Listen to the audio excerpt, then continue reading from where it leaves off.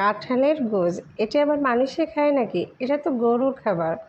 হয়তো অনেকে এই কথাটি ভেবে ফেলেছেন, কিন্তু আপনারা হয়তো অনেকেই জানেন না এটা খেতে অত্যন্ত সুস্বাদু আর অনেক টেস্টি। আসসালামু আলাইকুম।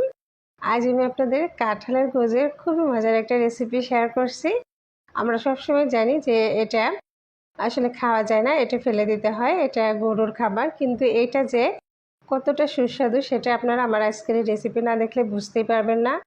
অসম্ভব মজার। আর এটা আমরা সবসময় ফেলে দিই, কিন্তু এটা যদি আমরা না ফেলে এভাবে মজার একটা রেসিপি বানিয়ে থাকি তাহলে কিন্তু অসম্ভব মজার হয়। আর আমি এটা করার জন্য এর উপরের স্কিনটাই যে ফেলে দিয়েছি, তারপর এটা গোল গোল করে চাকচাক করে কেটে নেব, একটু পাতলা করে কেটে নেব। আর এই যে দেখুন আমি এটা কেটে নিয়েছি। আর যেহেতু এটাতে প্রচুর আঠা থাকে সেহেতু খুব ভালোভাবে বেশ কয়েকবার আমি ধুয়ে পরিষ্কার করে নিব। আর এই তো আমি ধুয়ে পরিষ্কার করে নিচ্ছি।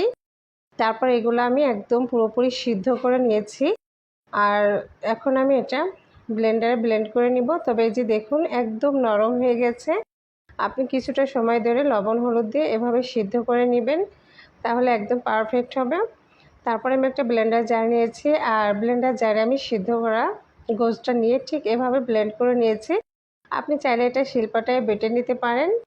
তারপর আমি একটা প্যানে সরিষার তেল নিয়েছি, আর সরিষার তেলের ভিতরে আমি পেঁয়াজ কুচি নিয়ে নিলাম। পেঁয়াজ কুচির পরিমাণটা একটু বেশি নিয়েছি। এখানে আমি নিয়েছি 4 থেকে 5টা কাঁচামরিচ কুচি। আর এখন পেঁয়াজ এবং কাঁচামরিচটা একটু ভেজে নিব, তবে খুব বেশি ভাজার প্রয়োজন নেই।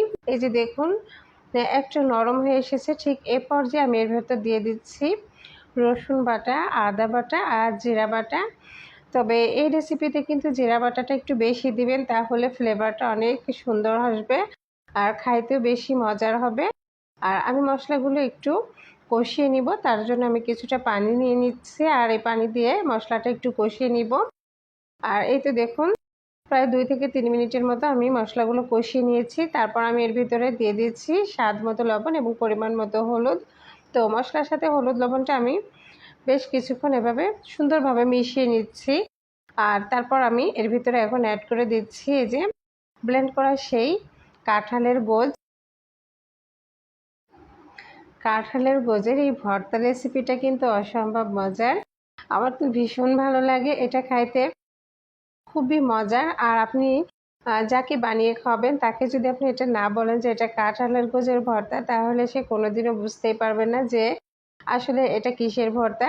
কিন্তু আপনার অনেক প্রশংসা করবে, অনেক ভালো লাগে। এভাবে কাঁঠালের গোজের ভর্তা করলে ভীষণ ভালো লাগে, গরম ভাতের সাথে তো অসম্ভব স্বাদের হয়।